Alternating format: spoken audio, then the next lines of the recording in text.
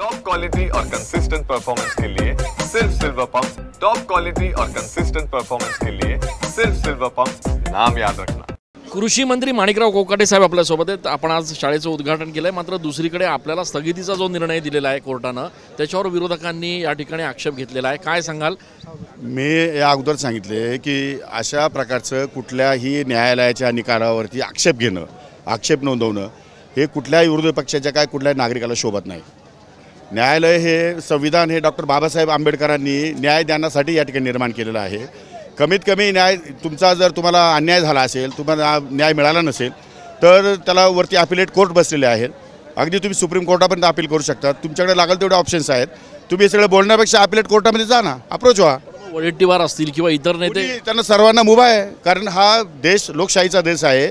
Doctor Babasaheb आंबेडकरांचे संविधान दिले, त्या संविधानामध्ये ज्याला वाटलं तो PIL दाखल करू शकतो, त्यांनी PIL दाखल करावं।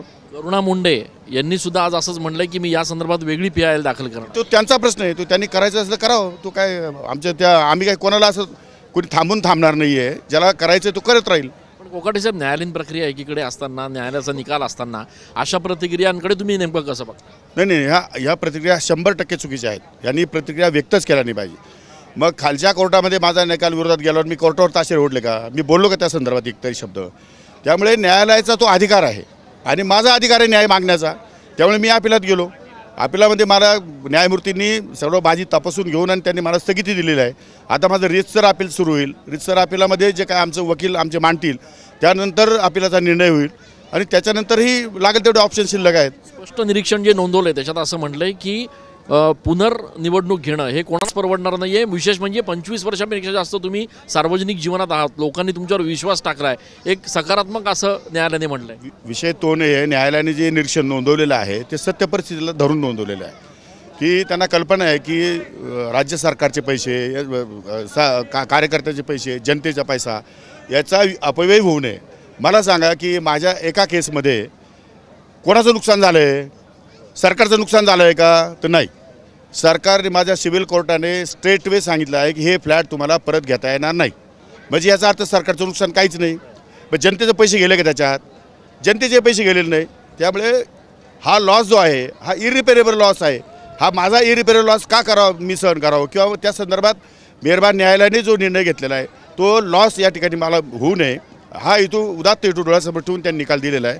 मला असं वाटतं तो चुकीचा नाही आहे, पण जर कोणाला चुकीचा वाटत असेल ते आपल्याला जाऊ शकतात। दोन आघाड्यांवर तुम्ही लढतात, एकीकडे न्यायालयीन आघाडीवर आणि दुसरीकडे विरोधकांना उत्तर देताना त्रास होतोय?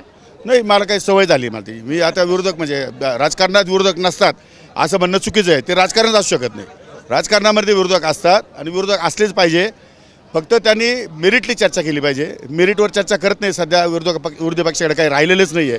त्यामुळे उडून ताडून काही माहिती मिळते का आणि त्यावर काही टीका टिप्पणी करता येते का, हाच एक प्रकार सुरू आहे, बाकी काही नाही। खूप धन्यवाद। माणिकराव कोकाटे यांनी आपली जी भूमिका आहे या संदर्भातली ती स्पष्ट केलेली आहे। कॅमेरा पर्सन प्रसाद पवारसह मी चंदन पूजा अधिकारी, TV9 मराठी।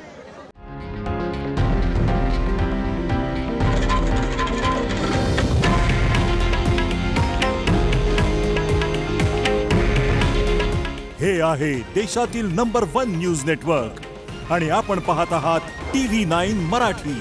काळजी तुमची, हित महाराष्ट्राचं।